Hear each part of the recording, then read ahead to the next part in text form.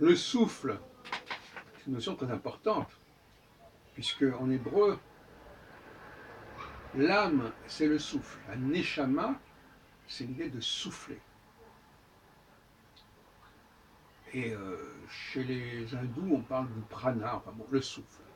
Et quel est l'organe qui nous permet de souffler, de respirer? C'est le nez. Et plus exactement, les narines. Et par conséquent, le contact entre les personnes, l'échange, se fait par le souffle et donc par le nez, par les narines.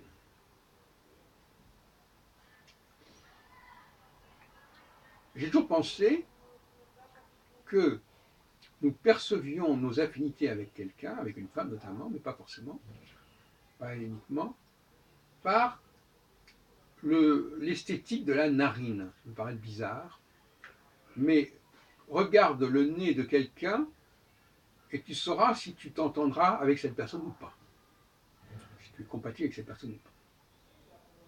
Le profil, et d'ailleurs ça explique aussi une certaine forme de racisme. Par exemple, les Africains, les Asiatiques ont des formes de nez qui ne sont pas les mêmes que celles des Occidentaux, des Caucasiens. Et ça, c'est à mon avis fondamental.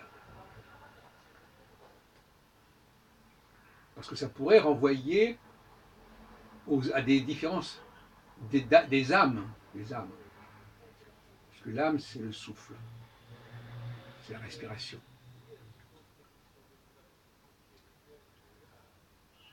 Et on pourrait même rapprocher ça de l'esprit.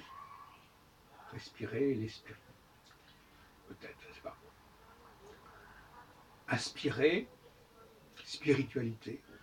Inspirer.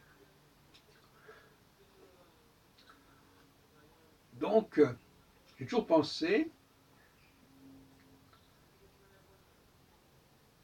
que les relations psychiques, physiques entre les gens étaient liées à leur structure nasale. Il y a des femmes et des hommes dont la forme du nez, la forme des narines, le profil, nous apparaît comme complètement étrangère. Donc on n'a pas l'intention du tout d'avoir des relations avec ces personnes-là, en tout cas physiquement, mais même amicalement. Les autres personnes, au contraire, dont la forme du nez nous plaît, nous attire, nous éprouvons une sympathie pour cette forme de visage. Et je remarque, pour terminer, que depuis quelques années, on nous montre beaucoup plus la forme du nez des gens, notamment les femmes qui servent de modèle à telle et telle publicité, qu'avant. Et même récemment encore, je crois que c'est Chanel, je crois, ils nous montrent carrément presque uniquement le nez et le profil d'une femme. Ça étonne. Et c'est exact, en effet. Moi, si je dois photographier quelqu'un, si je devais le faire, je le regarderais, je ne pourrais absolument pas imaginer de ne pas le voir à travers ses narines. Et d'ailleurs, les narines, on les voit beaucoup mieux quand la personne est couchée, avec, la tête en arrière, comme dans notre rapport sexuel d'ailleurs, que quand on est debout.